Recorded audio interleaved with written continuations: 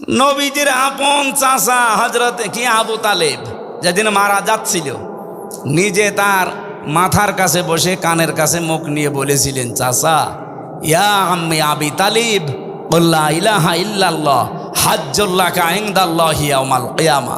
বুখারী শরীফের হাদিস।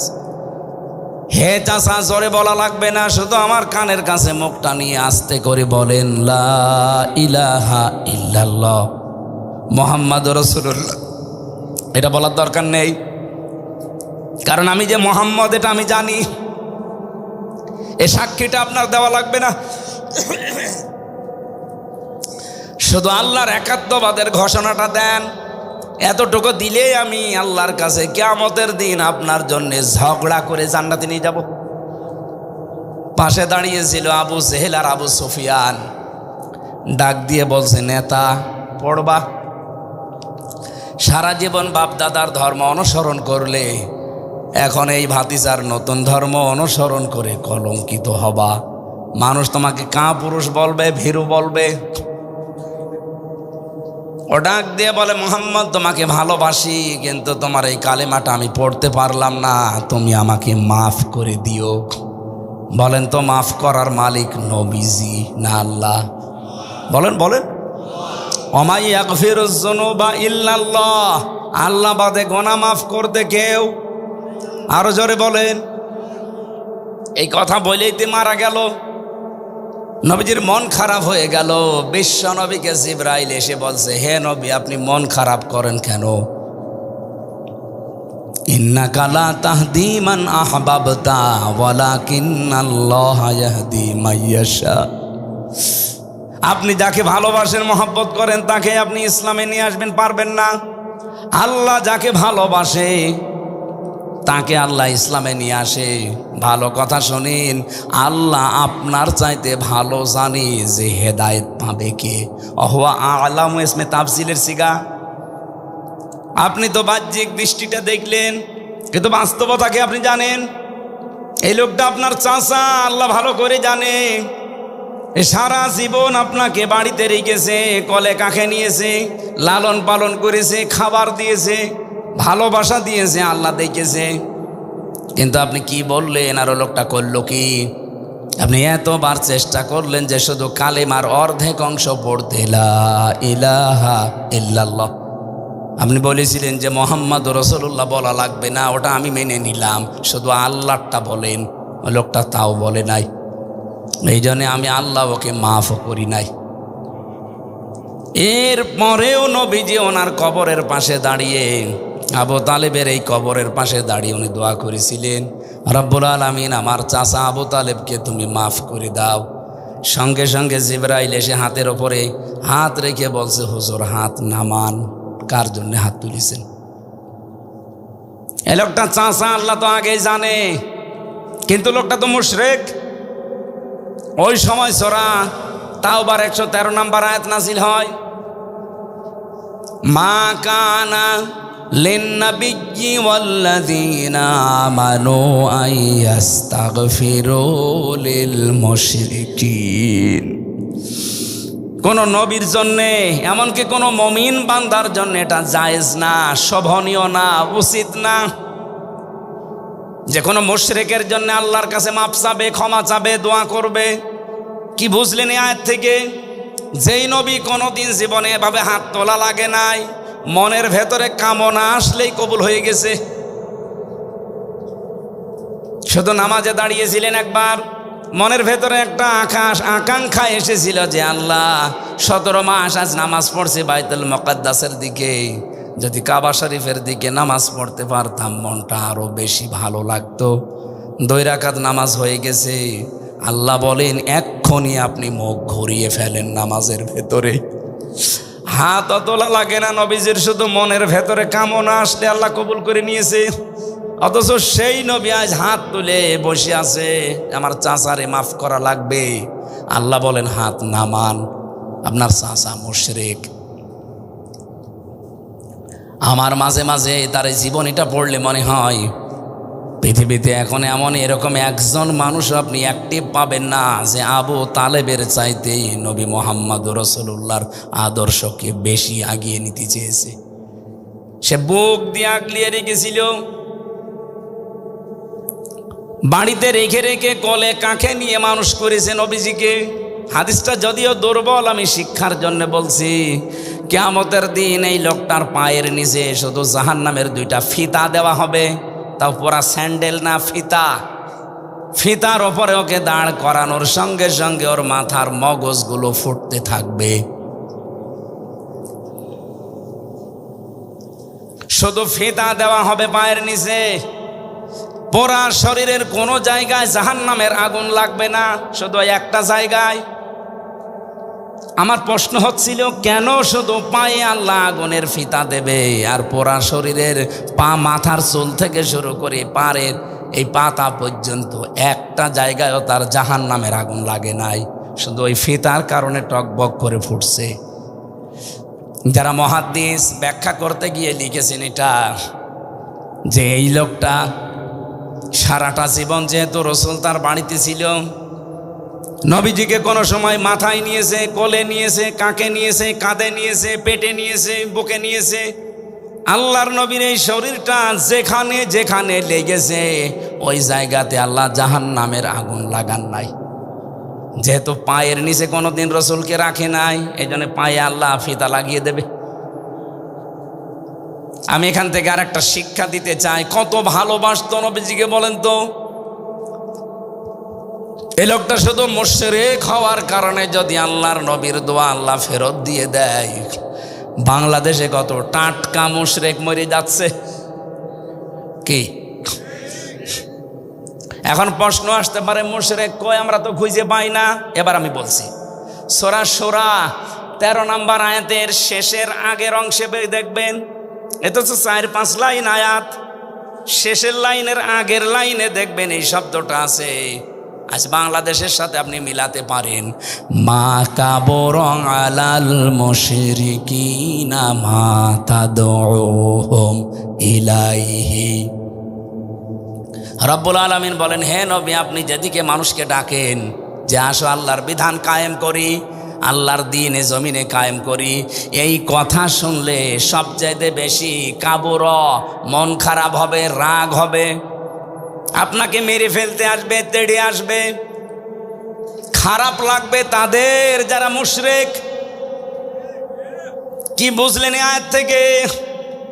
যে পৃথিবীতে যদি কেউ মুশরিক হয়, তার মানে যে শিরিক করে তাকে আমরা কি বলি? বলেন বলেন। শিরিক করলে সে মুশরিক, আর মুশরিকের কাছে দ্বীন কায়েমের কথা শুনলে রাগ হবে। সুতরাং এই বাংলাদেশে দ্বীন কায়েমের জন্য আমরা যারা আন্দোলন করি, আমাদের দেখলে যাদের রাগ হয়, আমাদের কথা শুনলে যাদের মন খারাপ হয়, বুঝতে হবে তারা যে কোনোভাবে শিরিকে লিপ্ত। প্রশ্ন আসতে পারে, কই আমি তো শিরিক করি না। আরে ভাই, আপনি টের পাচ্ছেন না? আল্লাহর কোরআন তোর মিথ্যা না? কি কথা বলেন না কেন? অবশ্যই আপনার দ্বারা কোনো না কোনোভাবে শিরিক হচ্ছে। শিরিক হচ্ছে এই কারণে আপনার কাছে খারাপ লাগে। আপনি এখন আবিষ্কার করেন আপনার দ্বারা শিরিক কি কি হচ্ছে। যদি শিরিক হয় তাহলে আপনি কি মুশরিকের জন্য হামজা না, নবীরও দোয়া করা জায়েজ আছে। আপনি কোথায় যাচ্ছেন টের পাচ্ছেন? ইন্নাহু মা ইউশরিক বিল্লাহ ফাকাদ হারামাল্লাহু আলাইহিল জান্নাহ। যারা শিরিক করে তাদের জন্য আল্লাহর জান্নাত হারাম, ওয়া মাওয়াহুন নার, জাহান্নাম ওয়াজিব। এ বাংলাদেশে বহু মানুষ এখন আমরা দেখতে পাচ্ছি লাভ দিয়ে পড়ছে শিরিক করতে। এখন প্রশ্ন, শিরিক কি? এক কথায় জবাব দিচ্ছি, আল্লাহ যেটা পারে ওইটা অন্য কেউ পারে, এই বিশ্বাস করার নাম শিরিক। এ বিশ্বাস বাংলাদেশের মানুষের নেই। আল্লাহ নিজে বললেন, আলাহুল খালকু ওয়াল আমরু, জমিন যার, আইন চলবে তার। এখন আপনি এই জমিন বানিয়েছেন, আল্লাহ বিশ্বাস করেন, কিন্তু আইন চালাবেন অন্য কারো, আপনি মুশরিক। এই জন্যে প্রথম কথা ছিল, আমার এই দেশে দল এখন 2টা, একটা আল্লাহর দল, একটা শয়তানের দল। যারা আল্লাহর আইনে জমিনে কায়েম করতে চায়, সে যে পদ্ধতিতে হোক, পদ্ধতি ভুল হতে পারে, কিন্তু তাদের চাওয়া পাওয়া কি?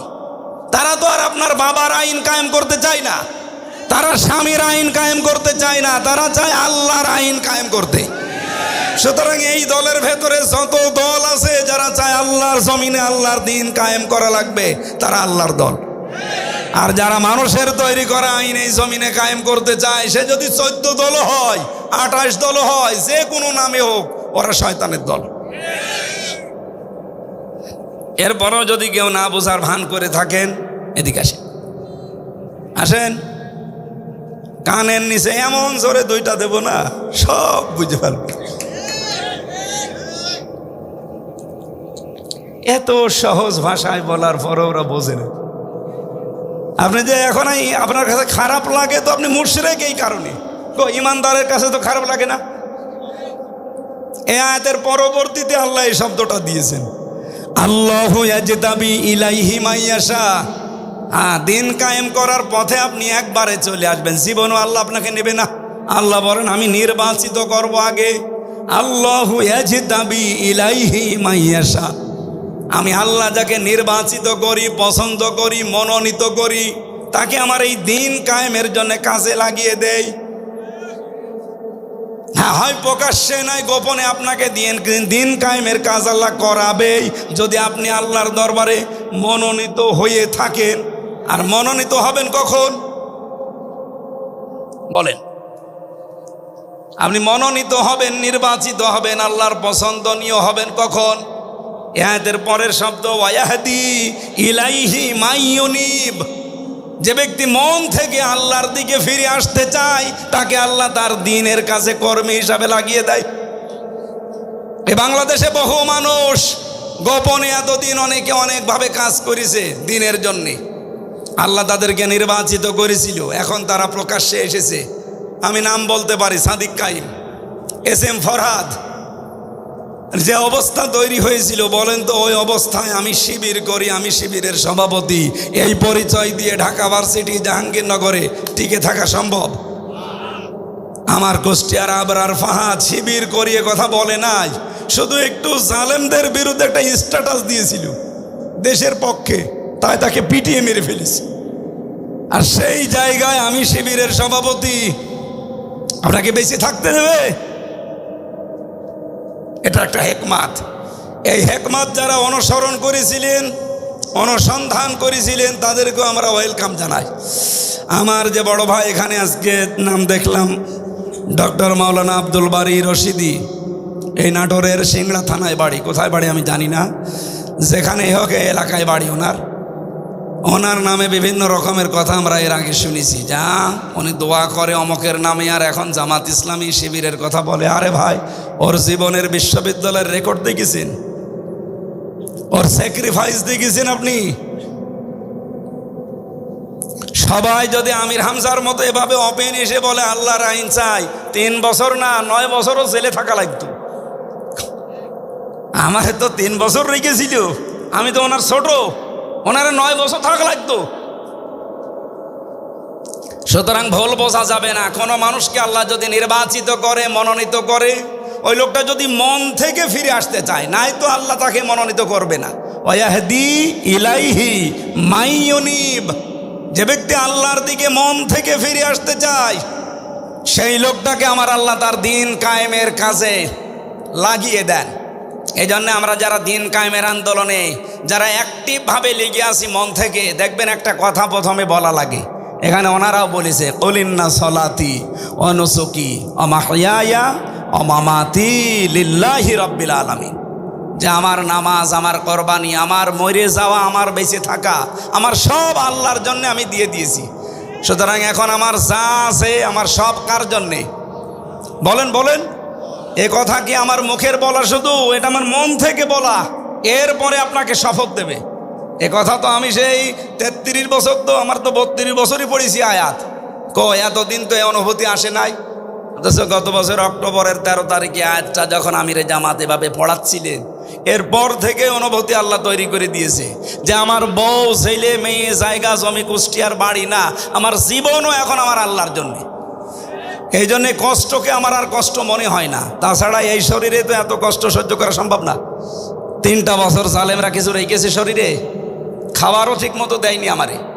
ফাঁসির কন্ডেম সেলের ভেতরে 24 ঘন্টা তালাবদ্ধ করে আবার সিসি ক্যামেরা দিয়ে রেখেছি, কেউ যেন আমার সাথে কথাও না বলে। এত কড়াকড়ি করতো। কয়েকটা কারারক্ষে একটু মুসলমান যারা ভালো ভালো পেলে ওই 2-1 দিন সময় পেতাম, যে তাও এই দাওয়াতি কাজ করতাম। বাইরে বের হওয়ার পরেই দেখেন 1 বছর কয়েক মাস হয়ে গেল, এখনও আমি স্বাভাবিক হতে পারি নাই। এখন আমার কণ্ঠ শেষ, আমার মাথার এই সাইডটা মাঝে মাঝে এলোমেলো হয়ে যায়। যেখানে ডাক্তার দেখালাম, যে সিঙ্গাপুরে, মালয়েশিয়া, বিভিন্ন দেশে গেছি, বলে না সময় লাগবে। ওরা বহু উল্টাপাল্টা জিনিস খাওয়িয়েছে আমাদের। এখানে ডাক্তার না ডক্টর আছে আমি জানি না, ওনারা জানে। তেঁতুল দেয় প্রত্যেক খাবারে। আমারে যে খাবারই দিত, ডাল রান্না করেছে তেঁতুল দিয়ে দেয়। ডাইলের ভেতরে তেঁতুল দিলে খাওয়া যায়? তরকারি রান্না করেছে 4-5 রকম জিনিস দিয়ে তেঁতুল দেবে। ডিম ভেজেছে তেঁতুল দেবে। এটা দিলে কি হয় ডাক্তাররা জানে। শরীরটা একদম শেষ করে দিয়েছিল। এই জন্য হেকমতের সাথে যদি কেউ কাজ করে থাকে এই 15.5 বছর, তাদেরকেও ওয়েলকাম জানানো দরকার। তাদেরকেও ধন্যবাদ জানায় যে তাদের কারণে আজ আমরা এখনও টিকে আছি। আল্লাহ রাব্বুল আলামিন তাদেরকেও দিনের জন্য যেহেতু কবুল করেছে, অ্যাক্টিভভাবে কাজ করার তৌফিক দিন। আমার কথা ছিল, আপনার কাছে খারাপ লাগে আমার বক্তব্য এই কারণে, কারণ আপনি শিরিক করছেন। ওই যে আল্লাহ যেটা চায় আপনি ওইটা চান না। আল্লাহ চায় এই জমিনে তার আইন চলবে, আপনি চান মানুষের আইন চলবে, তাহলে আপনি কি মুশরিক? বলেন বলেন। তাহলে বাংলাদেশে মুশরিক নেই? আল্লাহ আমাদেরকে যেন এই শিরিক থেকে বাঁচান, বলেন আমিন। কোন মানুষ যদি এখন আল্লাহর দিন থেকে মুখ ফিরিয়ে নিয়ে চলে যেতে চান, উল্টাপাল্টা কথা আমাদের নামের ওপরে, এরা জামাত করে, এরা ইসলাম করে, এই জন্য আমি ইসলামে নেই। ইসলাম কি জামাত ইসলামের? বলেন। আল্লাহর এই আয়াতে আল্লাহ ঘোষণা দিলেন, মাইয়ার দাদ্দা মিনকুম আং দীনিহি, ইমানদারেরা যদি আল্লাহর দিন থেকে মুখ ফিরিয়ে চলে যাও, তুমি মনে করছো যে আল্লাহর দিনকে তুমি দুর্বল করে দেবে, ধ্বংস করে দেবে, অকেজ হয়ে যাবে না। ফাসাউফা ইয়াতিল্লাহু বিকওমিন, অতি শীঘ্রই আল্লাহ এমন একটা দল তৈরি করে দেবে তোমাদের উপরে, ইউহিব্বুহুম ওয়া ইউহিব্বুনাহু, তারাও আল্লাহকে ভালোবাসবে, আল্লাহও তাদেরকে ভালোবাসবে। এই আয়াতটা পড়ার পরে আমার তো মনে হচ্ছে এই বাংলাদেশে সেই দলটার নাম জামাত ইসলামী বাংলাদেশ। আপনি দেখেন যারা এদের উপরে বিভিন্ন ট্যাগ দিয়ে আজ ইসলাম থেকেই বের হয়ে চলে যাচ্ছে, যে ইসলামই মানি না। আপনি কি আল্লাহর দিনকে দুর্বল করতে পারবেন? আপনি চলে যান। আপনার এই চলে যাওয়া দেখে আল্লাহ একটা সিদ্ধান্ত নিয়েছেন, ফাসাউফা, সিন সাউফা কদ লাম, 13টা শব্দ আছে আরবি গ্রামারে। কোন সেন্টেন্সের আগে একটা যদি আসে বাংলা অর্থ হয় অতি তাড়াতাড়ি। যখনই আল্লাহর দিন থেকে, ইসলাম থেকে মানুষ মুখ ফেরানো আরম্ভ করবে, তখনই আল্লাহ তাড়াতাড়ি করে একটা দল বানিয়ে দেবে, আর সেই দলটা এখন জামাত ইসলাম। কেন বললাম? আল্লাহ তাদেরকে ভালোবাসে, আল্লাহ নিজেও তারা আল্লাহকে ভালোবাসে। আপনি তাকান, এই গুণটা বাংলাদেশ জামাত ইসলামেতে আছে না নাই? এই গুণটা থাকার পরে আল্লাহ কয়েকটা গুণ আরো দিয়েছেন, তারা এই কাজগুলো হাতে নেবে। আদিল্লাতিনা আলাল মুমিনিন আইজ্জাতিনা আলাল কাফিরিন, তারা মুমিনদের প্রতি রহম দিল হবে আর কাফেরদের প্রতি কঠোর হবে। আমার বাড়ি কোথায়? কুষ্টিয়া, আপনার বাড়ি নাটোরের সিংড়া। আজকের এই সাইদুর রহমানের সাথে আমার জীবনে 2 বার দেখা মাত্র। ওনাকে একদিন দেখেছিলাম সেই সিংড়ার কোন আয়েস না কোথায়, আর আজকে এই সুকাশ। এই 2 জায়গায় দেখা। ওনার নামই যদি নাও দেখতাম, উনি যেহেতু একামতে দিনের কর্মী, এই জন্যে আমার অন্তরে ওনার জন্য আল্লাহ আগেই ভালোবাসা তৈরি করে দিত। অথচ এখান থেকে আমার বাড়ি প্রায় 100 কিলোমিটার। আমার নিজের আপন ভাইও যদি একামতে দিনের কর্মী না হয়, তার প্রতি ভালোবাসা ওনার মতো জীবনও তৈরি হবে না। এটা তো আর আমি নিজে তৈরি করিনি, করেছে কে? বলেন বলেন। আজিল্লাতিন আলাল মুমিনিন, যদি সত্যি আমাদেরকে আল্লাহ দিন কায়েমের জন্য অ্যাক্টিভভাবে কবুল করে থাকে, আর আমি যদি মন থেকে ফিরে আসতে পারি, মাস্ট বি ইমানদার যারা এদেশে আমরা আছি, একামতে দিনের কর্মী যারা, তারা সবাই এক মায়ের পেটের ভাইয়ের মতো। আমার আপন ভাইয়ের মহাব্বত এত বেশি তৈরি হবে না। আজিল্লাতিন আলাল মুমিনিন আইজ্জাতিন আলাল কাফিরিন, কিন্তু কাফেরদের প্রতি কিন্তু আমরা কড়া। আজ বাংলাদেশে বহু কাফেরদের কাজ অনেকে আঞ্জাম দিচ্ছে, তাদের প্রতি আমরা সোচ্চার, মাঝে মাঝে আমরা প্রতিবাদ জানাই। এই যে গানের মাস্টার নিয়েছে, গানের মাস্টার নিয়োগ দিয়েছে, এমনকি শরীর চর্চার জন্য 1 থেকে 5 পর্যন্ত মাস্টার নিয়োগ দেওয়া হয়েছে প্রাইমারিতে। আমরা এই বাংলাদেশ জামাত ইসলামী সহ ইসলামী দল যারা সবাই কিন্তু ঐক্যবদ্ধ এখন যে গানের মাস্টার যদি নেওয়া হয় 92% মুসলমানের দেশে 1 থেকে 5 পর্যন্ত একজন আলেম নেওয়া লাগবে। এটার পক্ষে আপনারা নেই? কারা আছেন দেখি? লিল্লাহে তাকবীর। ডক্টর মোহাম্মদ ইউনুস, 2 জন নবীর নাম ওনার, মোহাম্মদ আর ইউনুস, 2 জন নবীর নাম নিয়ে আপনি বসে আছেন আর গানের মাস্টার নিতে পারেন, শরীরের মাস্টার নিতে পারেন। কোরআন শিক্ষার জন্য একটা আলেম মাস্টার নেওয়া যায় না? এটা নেওয়া লাগবে। এটা শুধু দাবি করছি না, এই দাবি আমরা আদায় করে ছাড়বো ইনশাআল্লাহ। কারণ আমাদের পরবর্তী প্রজন্মকে ধ্বংস করার একটা পায়তারা। এরা কাদের কাছ থেকে ডিরেকশন আসছে আমরা জানি। আপনারা যা করেন করেন, আমাদের দাবিগুলো মেনে নেন। আপনাদের যুদ্ধ চলুক, আমাদের যুদ্ধ চলুক, জয়ী হব ইনশাআল্লাহ আমরা। ইউজাহিদুনা ফি সাবিলিল্লাহ ওয়ালা ইয়াখাফুনা লাওমাতা লাইম। 3 নম্বরে একামতে দিনের কর্মী যারা, এই মানুষগুলো আল্লাহর রাস্তায় কাজ করে, কোনো নিন্দুকের নিন্দার পরোয়া তারা করে না। কত রকমের অপবাদ দিয়েছে বলেন এই 54 বছরে, কিচ্ছু মনে করি নাই, করবো না। আজকে দেখলাম ফজু পাগলা, উনি বলছে শিবির পাকিস্তানি, এইটা আমার নাম দেওয়া। আপনি কেন? আপনার বাবা দিলেও আমরা কিছু মনে করি না, কারণ আমরা পাকিস্তান পন্থী না, আমরা বাংলাদেশ পন্থী। যারা বিভিন্ন দেশপন্থী তারা কিন্তু ওই দেশে চলে যাচ্ছে। কথা বলে না কেন? বাংলাদেশ জামাত ইসলামীর একটা মানুষও পাকিস্তানে পালিয়েছে কেন? এই মিথ্যা তহমত দেন। আমরা শুধুমাত্র স্বাধীনতা আন্দোলনের সময় যুদ্ধের পক্ষে ছিলাম না তা না, ডাইরেক্ট হয়তো করি নাই, কিন্তু ইতিহাস বলছে আমরা এই দেশে তখন ভারত বিরোধী ছিলাম। এটা জামাত ইসলামী 54 বছর আগে বুঝেছে, আর মানুষ এখন বুঝতেছে ওইটা, যে আসলেও তো ভারত আমাদের শত্রু। একটা উপকার দেখান আপনি, চিকিৎসা বিজ্ঞানে ওরা নাকি আমাদের উপকার করে, চিকিৎসা সেবায়। কে বলেছে আপনাকে? ওরা যদি 20 টাকা খরচ হয় ওদের পাশের দেশে, এখান থেকে চাইনায় গেলে, এখান থেকে সিঙ্গাপুরে গেলে, ও 20 টাকার চাইতে 15 টাকায় শেষ করে চলে আসা যায়। এই 54 বছরে একটা উপকারও আমরা পাইনি, শুধু ক্ষতি ছাড়া। এজন্য দিনের মুজাহিদ যারা চেষ্টা তারা করে, এদের নামে যতই বদনাম দেন থামাতে পারবেন না। কুস পরোয়া নেই, লা ইয়াখাফুনা লাওমাতা লাইম, যালিকা ফাদলুল্লাহ। আল্লাহ বলেন এটা যাত্রার দ্বারা সম্ভব না, এটা আমার অনুগ্রহ। যাকে আমি আল্লাহ এই অনুগ্রহ দান করি, সেই লোকটা এভাবে অ্যাক্টিভভাবে কাজ করতে পারে। আল্লাহু ওয়াসিউন আলিম, আমি সব দিক থেকে প্রশস্ত। আল্লাহ রাব্বুল আলামিন যেহেতু প্রশস্ত জ্ঞানের অধিকারী, আমাদের এই বাংলাদেশকেও তার জ্ঞান দিয়ে, তার আলো দিয়ে এবার আমরা সাজাতে চাই ইনশাআল্লাহ। ইযা জা নাসরুল্লাহি ওয়াল ফাত, যখন আল্লাহর সাহায্য আসবে তখন আপনি বিজয় দেখতে পাবেন। আর বিজয় দেখতে পেলে আপনি কি পাবেন? এখানে 9টা বিষয় আছে।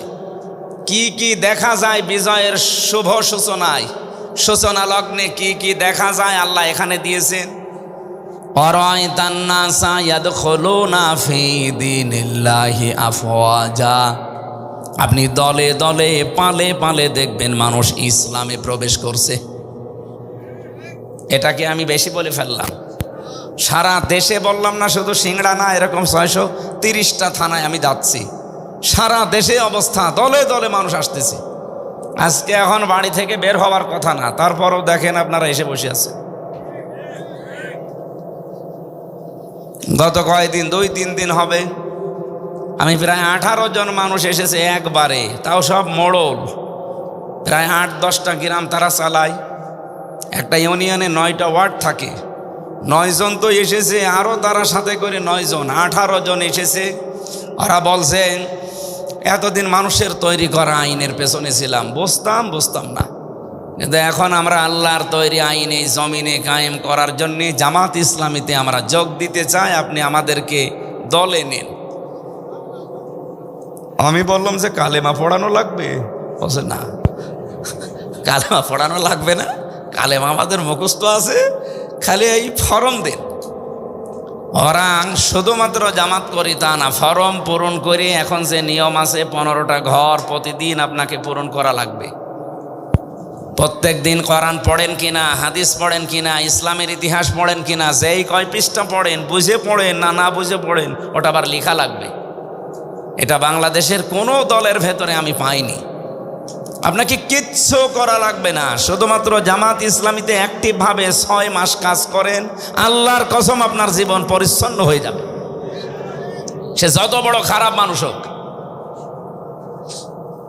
আমি জেলখানায় 2 জনকে একটু টিপস দিয়েছিলাম, তারা জেলে আছে, কেউ 22 বছর, কেউ 18 বছর। মানুষ আর মানুষ নেই, তাদের মনুষ্যত্ব হারিয়ে গেছে, কারণ জেলের ভেতরে অনেক দিন থাকলে ওরা পাথর হয়ে যায়।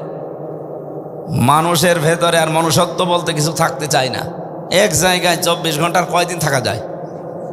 অথচ তাদেরকে কোরআনে কারিম প্রতিনিয়ত যে আধা ঘন্টা 1 ঘন্টা পড়াতাম, যে আপনারা শুধু কোরআনের কাছে আসেন। এরপরে আমি তাদেরকে কয়েকটা বই পড়িয়েছিলাম, জনাব ATM আজহারুল ইসলাম পাঠিয়েছিলেন ওই কয়েকটা বই। ভেতরে তো বইও পাওয়া যায় না, উনি আমাকে যেগুলো পাঠাইতো ওইগুলো আমি রিলে করতাম যে পড়ে নেই। তারাও শিক্ষিত মানুষ। শেষ পর্যন্ত দেখলাম মাত্র 6 মাসের ভেতরে 18 বছর জেল খাটে, 22 বছর জেল খাটে, পরিবর্তন হয়ে গেছে।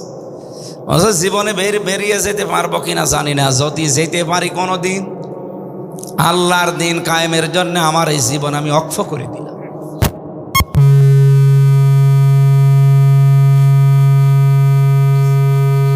ইসলামী উনি আমির, এখানে সিংড়া উপজেলার আমির অধ্যাপক আবু আমানুল্লাহ।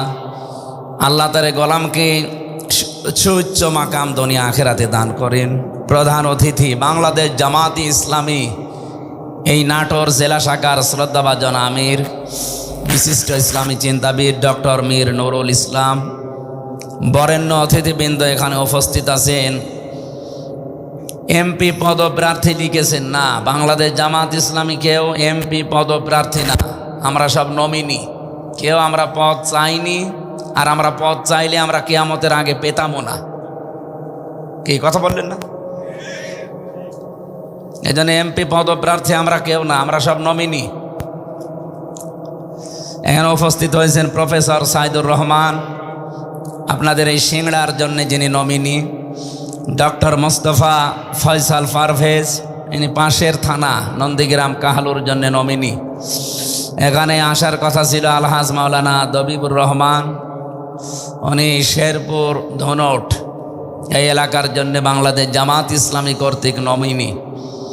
আলোচনা এখানে যারা রাখলেন, বিশেষ করে আপনাদের এলাকার সন্তান, এই সিংড়া থানায় বাড়ি তার, ডক্টর মাওলানা আব্দুল বারী রশিদি, আরবি প্রভাষক বামুজা সিদ্দিকিয়া কামিল ফাজিল মাদ্রাসা কাহালু বগুড়া। আলোচনা রাখলেন মাওলানা হোসাইন মাহফুজ চুয়াডাঙ্গা। বিশেষ অতিথিবৃন্দ অধ্যাপক এন্তাজ আলী, অধ্যাপক সাদরুল হুদা। অনেক মানুষের নাম দিয়েছেন, তো আমরা সময় আর দিতে চাচ্ছি না। দোয়া করছি একবারে বান্দাদের জন্যে, আল্লাহ যেন তাদেরকে বান্দা হিসাবে কবুল করেন। বিশ্বনবীর বহু নাম ছিল, কিন্তু আদরের নাম ছিল আব্দুন। কি নাম ছিল? আব্দুন বা আব্দুল্লাহ। পরা কোরআন শরীফ খুলে দেখবেন, আল্লাহ ওনাকে বহু নামে ডাক দিয়েছেন, নাজিরা, বাশিরা। আমি সবচাইতে বেশি সুন্দর নাম পেয়েছি এই আব্দুলটা। আল্লাহ রাব্বুল আলামিন তাকে ডাক দিয়েছেন তহা, ইয়াসিন, মুজাম্মিল, মুদ্দাসির। এরপরে পেয়েছি এই আব্দুন বা আব্দুল্লাহ। রাব্বুল আলামিন তাকে এত বেশি ভালোবাসতেন, অন্যান্য নাম বলে কোরআন নাজিল করতে তার উপরে পারতেন। কোরআন নাজিল যেখানেই করেছেন অধিকাংশ জায়গায় দিয়েছেন আব্দুন ওয়াইন কুনতুম ফি রাইবিম মিম্মা নাযালনা আলা আবদিনা তাবারাকাল্লাযী নাযালাল ফুরকানা আলা আবদিহি লিয়াকুনা লিল আলামিনা নাযীরা। এই জন্য নামটা খুব সুন্দর। যারা আল্লাহর বান্দা হয়ে বসে আছেন এই স্টেজে, আল্লাহ তাদেরকে হায়াতে তাজ্জাবা সিহাতে কল্লিয়া দান করুন। আপনারা সেই জোহরের পর থেকে এসেছেন, অনেকে আসরের পরে, মাগরিবের পরে, এই ভেজা জায়গায়, কর্দমাক্ত জায়গায় যারা বসে আছেন কোরআনের জন্যে কষ্ট করছে, আল্লাহ এই কষ্টকে যেন জান্নাতে যাওয়ার একটা মাধ্যম বানিয়ে দেন। দল মত নির্বিশেষে আজকে এখানে সবাই আমরা এসেছি, কিন্তু এখন আমরা সব এক দল। কয় দল বলেন তো? কার দল? হ্যাঁ, আল্লাহর দল। এই বাংলাদেশে এখন দল দুইটা, হয় আল্লাহর দল নয় শয়তানের দল, এর বাইরে আর কিছু নেই। যদি কেউ অন্য কোনো নামেও আসেন, হয় তাকে আল্লাহর দলে থাকা লাগবে, নয় শয়তানের দলে থাকা লাগবে। আল্লাহর দলে থাকতে হলে কি করা লাগবে, শয়তানের দলে থাকতে হলে কি করা লাগবে, এটা কোরআনে নেই। বলেন বলেন। এখনো পর্যন্ত যারা বোঝার পরেও এই কাজগুলো করতে চান না, তাদেরকে আমি আজকের তেলাওয়াতকৃত আয়াত থেকে কিছু ডিরেকশন দিতে চাচ্ছি। এটা আমার নিজের না, আল্লাহর দেওয়া, আমি শুধু অ্যাডভার্টাইজ করছি। এখানে কথা বন্ধ করা লাগবে। আল্লাহ পাক বলেন, এটা সূরা মায়েদার 54 নম্বর আয়াত। তাফসিরুল কোরআন যেহেতু লেখা, তাফসিরের হক হচ্ছে উসুলে তাফসিরের 15টা নিয়ম আছে। কোন আয়াত থেকে কথা বলতে হলে আগে দেখা লাগে তার আগে পরে আল্লাহ আগে কি বললেন। যেহেতু সূরা মায়েদার প্রথমে আমরা নামকরণটা একটু জানাচ্ছি। মায়েদা শব্দের শাব্দিক অর্থ দস্তরখানা, কি খাবারের প্লেট। এখান থেকে একটা মাসলা এসেছে তাফসিরে, যদিও বিষয়টা আমরা অনেকে গুরুত্ব দেই না। পৃথিবীতে যদি আপনি এই দস্তরখানা বিছিয়ে খাবার খাওয়ার অভ্যাস তৈরি করেন, যে খাবারগুলো পড়ে যায় ওগুলো যদি আপনি তুলেও খেতে পারেন, জান্নাতে এসে হুর আল্লাহ দেবে, তার যে দেন মোহর লাগবে ওইটা আল্লাহ এর মাধ্যমে আদায় করে দেবেন। না, আমার প্রশ্ন আছে এখানে। সুবহানাল্লাহ বলছেন, ঠিক আছে, আপনি জান্নাত পাবেন কোনা কোনা গ্যারান্টি আছে আপনার কাছে? আছে? নেই। অথচ নবীজি বললেন, যারা দস্তরখানায় পড়ে যাওয়া খাবারটা তুলে খেতে পারে, এই মানুষগুলো জান্নাতে যে হুরের সাথে বিয়ে হবে, এর দেন মোহর এটা আদায় হয়ে যাবে। তার মানে আপনি বিশ্বাস করতে পারেন, এই আমলটা যদি আপনার জীবনে থাকে, ঈমান তো মাস্ট বি থাকা লাগবে। যদি আমলটা আপনার কাছে থাকে, জান্নাত আপনি প্রবেশ করবেন, হুরের সাথে আপনার বিয়ে হবে। দ্বিতীয় তাফসীর হচ্ছে মায়েদার। দস্তরখানা বলতে আল্লাহ আমাদেরকে একটা শিক্ষা দিতে চেয়েছেন। তামাম পৃথিবী আল্লাহ খাবারের প্লেট বানিয়ে রেখেছেন, কারণ এই যে রাজ্জাক নামটা দুনিয়ায় কেউ নিতে পারে না, এটা আমার আল্লাহর জন্য খাস। কাউকে যদি আপনি রাজ্জাক বলতেও চান, তাকে বলা লাগবে আব্দুর রাজ্জাক, শুধু রাজ্জাক বলা যায় নেই। ইন্নাল্লাহা হুয়ার রাজ্জাকু যুল কুওয়াতিল মাতিন। কোরআনে অন্য জায়গায় আল্লাহ দিয়েছেন, ওমা মিন দাব্বাতিন ফিল আরদি ইল্লা আলাল্লাহি রিজকুহা। জমিনে এমন কোনো বিচরণশীল জীব নেই যার রিস্কের দায়িত্ব আমি আল্লাহর হাতে নেই।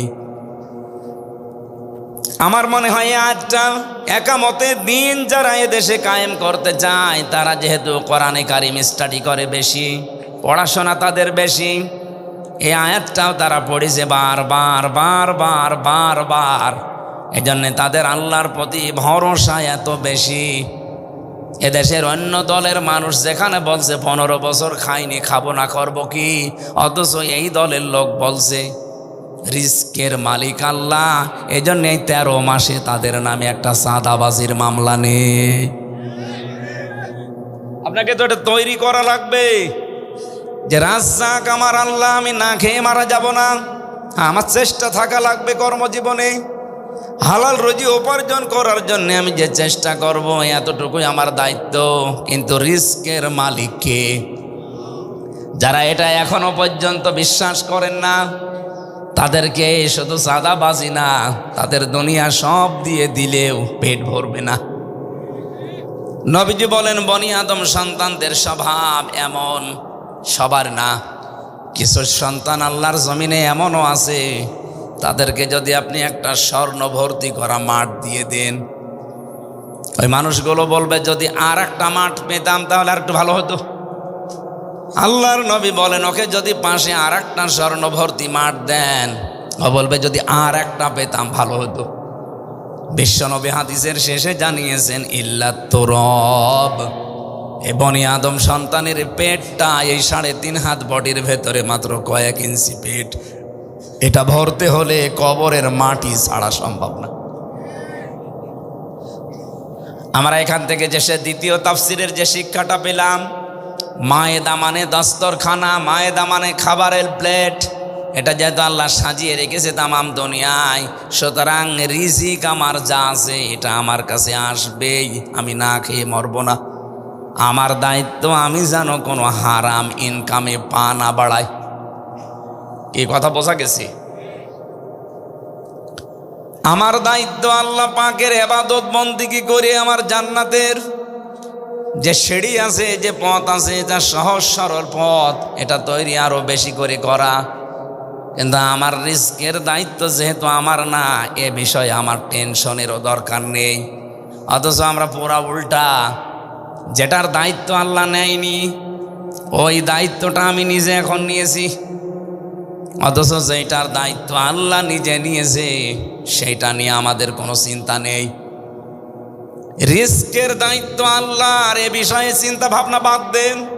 কপালে যা আপনাকে 50,000 বছর আগে দুনিয়াতে আসার লিখে দিয়েছে আল্লাহ, এটা আসবেই। সুতরাং এইটা নিয়ে চিন্তা ভাবনা করে এদিকে এদিকে করে ডান হাতের মাল বাম হাতে, বাম হাতের ডান হাতে দেওয়ার দরকার নেই। যেটা দায়িত্ব আল্লাহ নেয়নি আপনি ওইটা নিজে তৈরি করেন। আপনি নিজে জান্নাত যাবেন না জাহান্নামে যাবেন, এ দায়িত্ব আল্লাহ নেয়নি, এটা আপনার উপরে। আপনি যা করবেন এইটা দিয়ে আপনার হয় জান্নাত নাই জাহান্নাম তৈরি হবে। এই জন্য মায়েদা সূরা থেকে যেহেতু তেলাওয়াত করেছি, 2টা তাফসির বললাম মায়েদার, একটা দস্তরখানার ফজিলতে আর একটা রিজকের দায়িত্ব নিয়ে। আমাদের ঈমান যেন মায়েদার এই কথা শোনার পরে আরো বেড়ে যায়, বলেন আমিন। আমি আপনার কাছে প্রশ্ন করছি, এটা রেকর্ড হচ্ছে তো, সারা পৃথিবী চলছে এখন। বাংলাদেশ জামাত ইসলামীতে যারা ছিল এই 54 বছরে, বলেন তো তাদের উপরে জুলুম অত্যাচার নির্যাতন হয়নি? বলেন বলেন, হয়েছে মানে কি? এই 54 বছরের সব দলের নির্যাতন এক জায়গায় করলে যা হবে, বাংলাদেশের শুধু সাতক্ষীরা এক জায়গায় করলে তাই হবে। আপনি জানেন কি হয়েছে জেলায়? এই খনি হাসিনাই ফ্যাসিড থাকাকালীন পুরা এলাকাটা ওরা বুলডোজার দিয়ে ভেঙ্গে গুড়িয়ে দিয়েছে।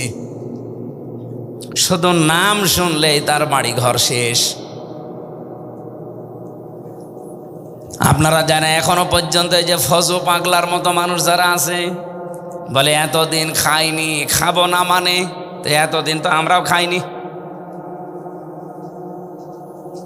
আমরা যেহেতু বিশ্বাস করি রিজকের মালিক আল্লাহ, এ দৃঢ় বিশ্বাস আমাদের আছে, এই জন্য অন্য কোনো বদনাম আমাদের, মিথ্যা বদনাম থাকলেও এই মিথ্যা বদনাম আজও কেউ দিতে পারেনি যে আমরা সাদাবাজি করে খাই। একটা মিথ্যা তথ্য তুলেছিল কয়েকজন, আমি নাম নিলাম না, যে বাংলাদেশে জামাত ইসলামীও সাদাবাজি করেছে, ওরা ইসলামী ব্যাংক লুট করে নিয়েছে, ছিনতাই করেছে। মাথার ভেতরে কি আপনার গোবর আছে? একটু চিন্তা ভাবনা করে কথা বলা যায় না? বাংলাদেশ জামাত ইসলামী যে ব্যাংকের কথা আপনারা জানান, এই ব্যাংক কি আপনার বাবার? যাদের ব্যাংক তারা ফেরত পেয়েছে, বলেন, আপনি নিজেই বলেন, ইসলামী ব্যাংক কি আপনার বাবার? যাদের মাথার ঘাম পায়ে ফেলে ব্যাংক তৈরি করা, তারা এতদিন হারিয়ে ফেলেছিল, এখন ফেরত পেয়েছে। এটা চাঁদাবাজি হয়, চিন্তায় হয় কি করে?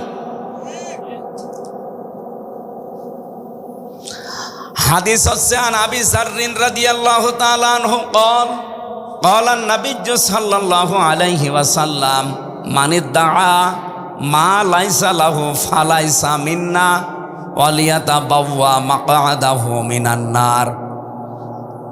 বিশ্বনবী বলেন, যেই জিনিসের মালিক তুমি না, যদি জোর করে জবরদস্তি করে দখল করো, ওইটা নিজের দায়িত্বে নিয়ে নাও, 1 নম্বরে তোমার শাস্তি হচ্ছে ফালাইসা মিন্না, ওই দিন থেকে তুমি আমার আর উম্মত রইলে না, বের হয়ে গেলে।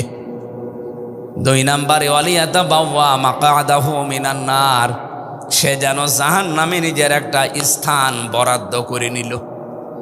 এই হাদিসটা আপনি বাংলাদেশে মিলান। যে জিনিস আপনার না, আপনার দায়িত্বে আপনি নিয়ে নিলেন কোন কারণে?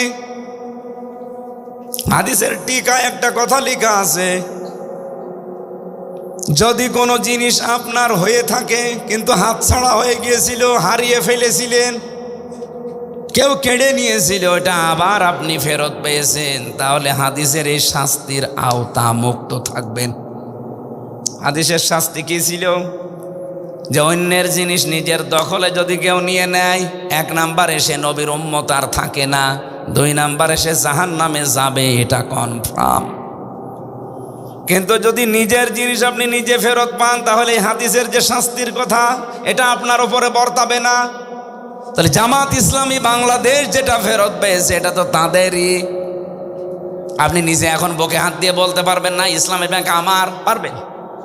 বলেন। আপনি কোন কারণে এই মিথ্যা তহমত তাদের ওপরে লাগিয়ে জাতির কাছে বিভ্রান্ত ছড়ান? মানুষকে এখন আগস্টের 5 তারিখের আগে আছে, সব বোঝে যে আপনি কি বলতে চান। আমার কুষ্টিয়াতে তো আমি দেখেছি এক এক বাজারে এখন এই গণসংযোগে যায়, বিভিন্ন মার্কেটে ঢোকা যায় না, জড়িয়ে ধরে হাউমাউ করে কাঁদে যে হুজুর আসবে কবে সময়, নীরব বিপ্লব ঘটাবো এবার, আর পারছি না, সহ্যের বাইরে চলে গেছি। আগে তো চাঁদা দিতাম সেভাবেই হোক, 15-30 টাকা। এর বড় বড় গলায় কথা বলেন টকশোতে বসে, আপনার লজ্জা করে না? আপনি মানুষ। আজকে দেখলাম কে যেন ফজলু, এই নামটা কোন কোন জায়গা থেকে এসেছে অনেকটা ব্যাখ্যা দিয়েছে। ফ দিয়ে জানিয়েছে ফেরাউনের ফ, আর বর্গেজ দিয়ে দিয়েছে আবু জেহেলের বর্গেজ, আর ল দিয়ে আবু লাহাবের ল। ফজলু বড় বড় 3 জন কাফেরের নাম থেকে ওর নামটা নিয়েছে। এই জন্য কথাবার্তার ওর সব কাফেরদের মতো।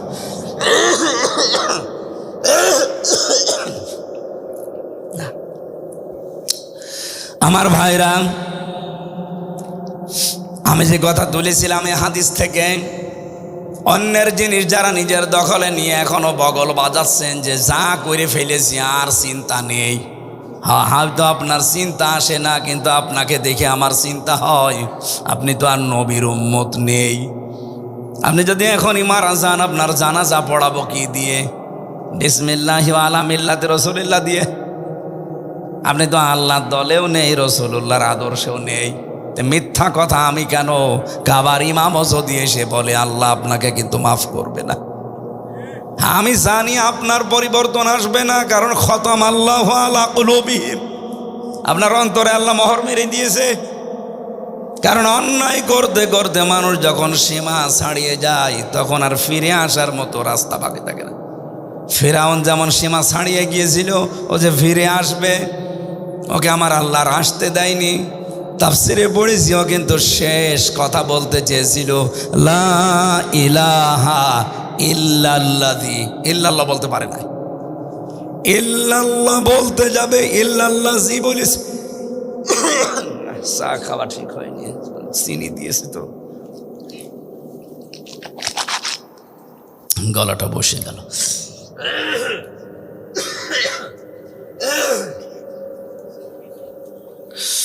চিনি ছাড়া এর ওপর এখন টিরাক গেলেও কিছু হবে না। গলার ওপর যে চাপ চলছে, মানে 5টা চলছে, এটা নি 6টা, আর কত পারবে? কি এটা বগুড়ার নাটোর 2 জেলার মাঝে না? বগুড়া নাটোরবাসী, আমি যে কথা তুলেছিলাম, এখান থেকে আমরা আজকে কিছু নিয়ে যেতে চাই। যারা এরকম ঝামেলাপূর্ণ জীবনে আছেন, আশা করব তারা ফিরে আসবেন, কারণ এটা শুধু বগুড়া নাটোরে থাকে না, এটা ছড়িয়ে যাচ্ছে তামাম দুনিয়ায়। বৈধ অবৈধ নেই, বাবাই হক, যারা ইনকাম করে সম্পদের পাহাড় তৈরি করে ফেললেন এই 1 বছর 1 মাসের ভেতরে, আপনি 30 বছরেও এত কিছু করতে পারতেন না। আমার পাশে দেখলাম একজন 1,35,00,000 টাকার গাড়ি কিনেছে, অথচ 1 বছর 1 মাস আগে তার অবস্থা ছিল আমার চাইতেও খারাপ। এই টাকা তো সব জিবরাইল ফেরেশতা দিয়ে গেছে। মানুষ কিন্তু এটা সব বুঝে ফেলেছে, এই কারণেই ডাকসু এবং জাকসুতে ভরাডুবি। আপনি চিন্তা করেন, কোথায় 14,000-এর উপরে পেয়েছে, আর এ পেয়েছে মাত্র 5,000। কয়টা? আমি ধরে নিলাম যে অনেকে বলছে যে না ছাত্রলীগ ওদেরকে ভোট দিয়েছে, আমি মানলাম। তা আপনি ভোট পেয়েছেন 5,000, শিবির নাই পাবে 5,000, 10,000 শেষ। তা কোথায় 5 আর কোথায় 14? 14-র ভেতরে 5 বাদ দিলে কত থাকে? 9,000। ছাত্রলীগ নিষিদ্ধ হয়ে গেছে, 1 বছর তারা দেশে নেই, তাদের সব কর্মকাণ্ড বন্ধ। এরপরেও যদি তারা 9,000 ভোট এখনো পায়, তা আপনার রাজনীতি করার দরকার কি? বলেন, আপনি কি রাজনীতি করছেন? এই জন্য ভরাডুবি সামনে আসতেছে, এখনো সাবধান হন। যা নিয়েছেন যার যার কাছ থেকে অন্তত ফেরত দিয়ে দেন। কথা বলেন না কেন? আর আমরা গ্যারান্টি দিতে পারি, যদি এবার ইসলাম চাই, এই যে চাঁদাবাজি, মিথ্যা মামলা, মিথ্যা সাক্ষী, কোনো ভয় করা লাগবে না। আপনিও যা, আমিও তাই। এই জন্যেই তো 18 জন চলে এসে বলছে এতদিন ভুলে পথে ছিলাম। আমি একটা মন্দির উদ্বোধনে গিয়েছিলাম, আমরা নিয়ে গেল, ওখানে 100 ঘর হিন্দু। সভাপতি যিনি, সেক্রেটারি যিনি এসে বলছে আমরা এই 100 ঘর মানুষ এবার ইসলামের পক্ষে রায় দিতে রাজি হয়ে গেছি, শুধু আপনি আমাদেরকে নিরাপত্তা দেবেন, এই কথাটা বলে যান। নিরাপত্তা দেওয়ার মালিককে? আমি বলছি একজন আছে, বলছে আমরাও বিশ্বাস করি উনি দিতে পারে, কিন্তু আপনি যদি এবার নির্বাচিত হতে পারেন এই গ্যারান্টিটা আমরা চাই যে আমাদের মন্দির যেন কেউ না ভাঙে। কি একটা আশঙ্কায় আছে তারা, বলেন তো? আমরা সারা শুধু কুষ্টিয়ানা, সারা দেশেই গ্যারান্টি দিতে পারি, ইসলাম আসলে সবাই থাকবে নিরাপদে। মসজিদ পাহারা দেওয়া লাগে না, মন্দিরও পাহারা দেওয়া লাগবে না ইনশাআল্লাহ। যাদের হাতে এখনো পর্যন্ত মন্দির নিরাপদ না, টাঙ্গাইলে আজকে একটা মন্দির ভেঙেছে কারা যেন গোপনে। এখন যারা দায়িত্বে আছে তারা অলরেডি নাম বলে দিয়েছে। ওরা বলেছিল যে জামাত শিবির এটা করতে পারে, হিন্দুরা বলছে না, এটা আমরা বিশ্বাস করি না, করিয়েছে অমুক। মানুষের ভেতরে এখন কিন্তু এ বিশ্বাস 100 ভাগের 100 ভাগ যে দেশে অন্যায় করা অন্তত ইসলামের দ্বারা সম্ভব না।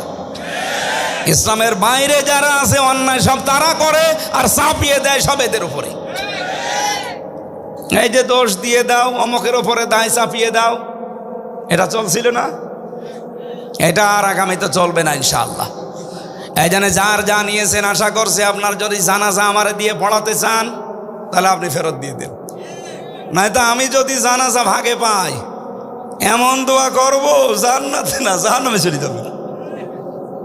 আমারে দিয়ে সহসায় জানাজা অনেকে পড়াতে চায় না কুষ্টিয়ায়, আমার আত্মীয় স্বজনের ভেতরও দিতে চায় না, কারণ জানে যে এ ঘাড় তেড়া দোয়া ওইভাবে করবে। আমি আগে জনগণকে জিজ্ঞাসা করিনি যে এ কেমন ছিল, আপনারা জানেন না? বলে জানি। ঠিক আছে, আমিও জানি। এখন মনে মনে কি পড়ি কেউ তো জানে না, বলি ওই যে আল্লাহ মাগফিরলি, আল্লাহ মাগফিরলি হাজ্জিনা ও মাজ্জিদিনা। না, লোক যেরকম আল্লাহ তুমি আচরণ করবা ওই রকম আল্লাহ আকবার, যা যেখানে যাবি যা। জানাজা পড়ে আপনি জান্নাতে যাবেন।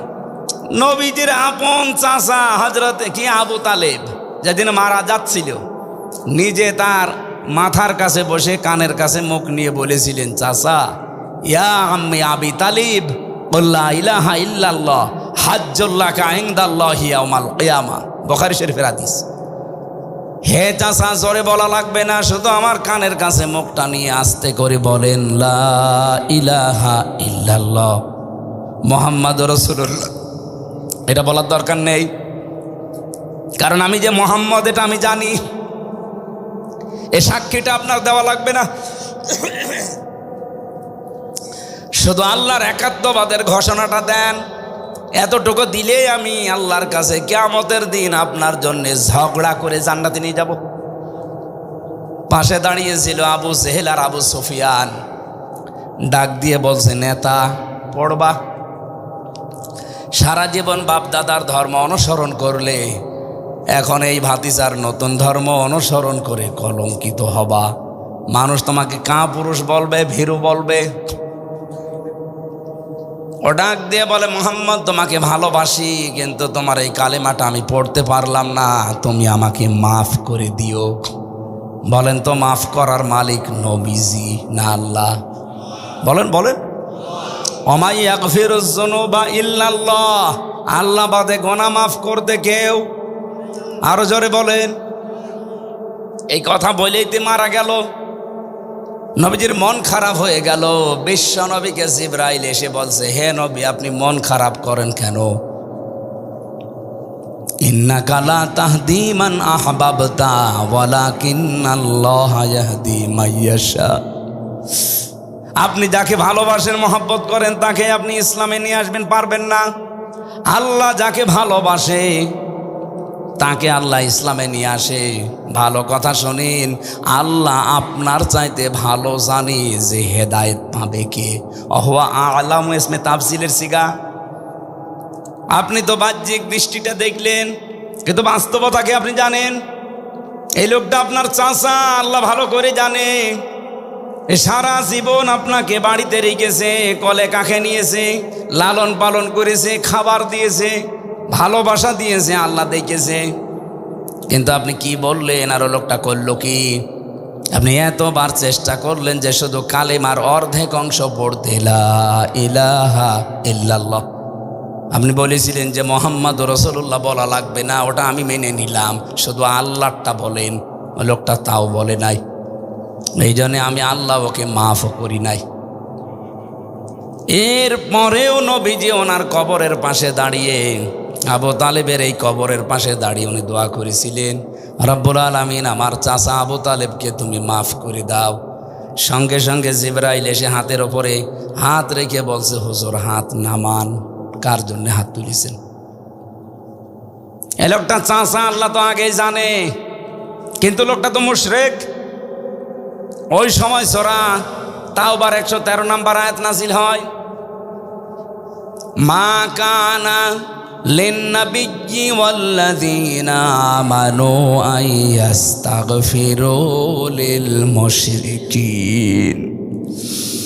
কোন নবীর জন্যে, এমনকি কোন মুমিন বান্দার জন্য এটা জায়েজ না, শোভনীয় না, উচিত না যে কোনো মুশরিকের জন্য আল্লাহর কাছে মাপ চাবে, ক্ষমা চাবে, দোয়া করবে। কি বুঝলেন এই আয়াত থেকে?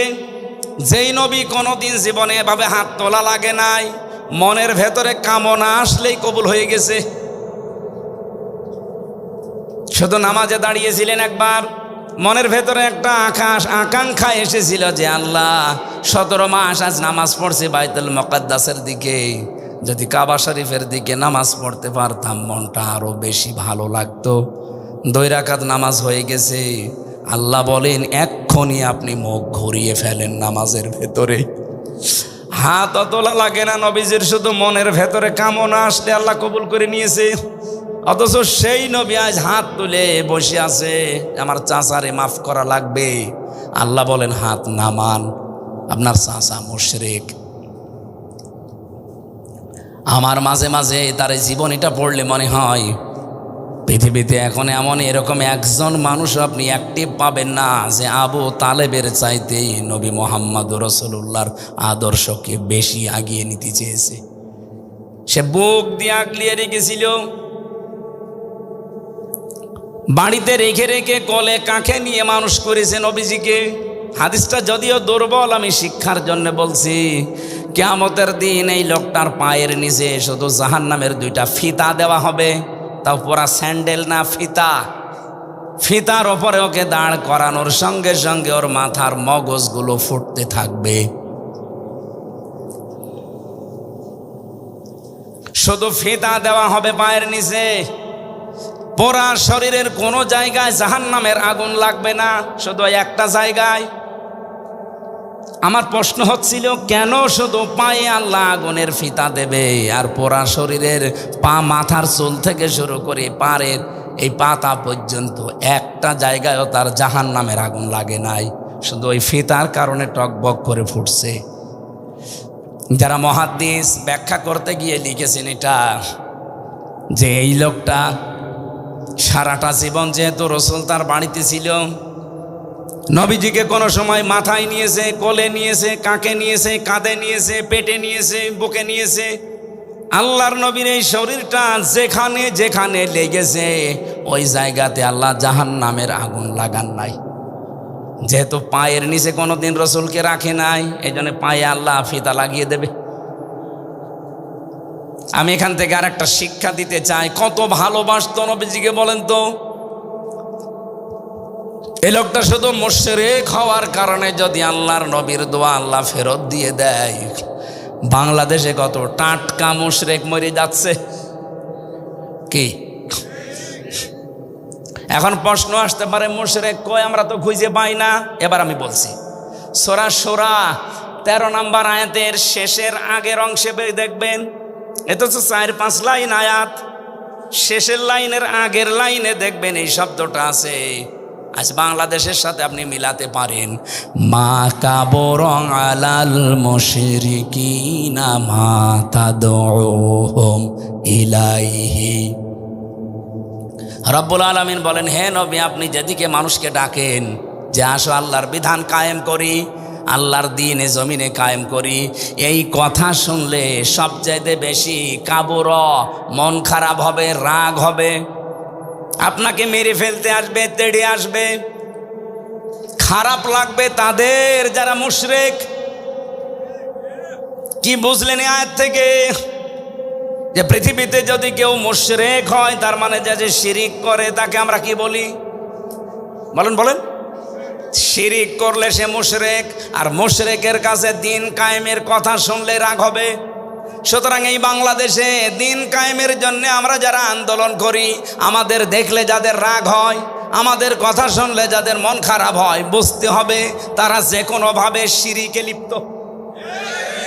প্রশ্ন আসতে পারে, কই আমি তো শিরিক করি না। আরে ভাই, আপনি টের পাচ্ছেন না? আল্লাহর কোরআন তোর মিথ্যা না? কি কথা বলেন না কেন? অবশ্যই আপনার দ্বারা কোনো না কোনোভাবে শিরিক হচ্ছে। শিরিক হচ্ছে এই কারণে আপনার কাছে খারাপ লাগে। আপনি এখন আবিষ্কার করেন আপনার দ্বারা শিরিক কি কি হচ্ছে। যদি শিরিক হয় তাহলে আপনি কি মুশরিকের জন্য হামজা না, নবীরও দোয়া করা জায়েজ আছে। আপনি কোথায় যাচ্ছেন টের পাচ্ছেন? ইন্নাহু মা ইউশরিক বিল্লাহ ফাকাদ হাররামাল্লাহু আলাইহিল জান্নাহ। যারা শিরিক করে তাদের জন্য আল্লাহর জান্নাত হারাম, ওয়া মাওয়াহুন নার, জাহান্নাম ওয়াজিব। এ বাংলাদেশে বহু মানুষ এখন আমরা দেখতে পাচ্ছি লাভ দিয়ে পড়ছে শিরিক করতে। এখন প্রশ্ন, শিরিক কি?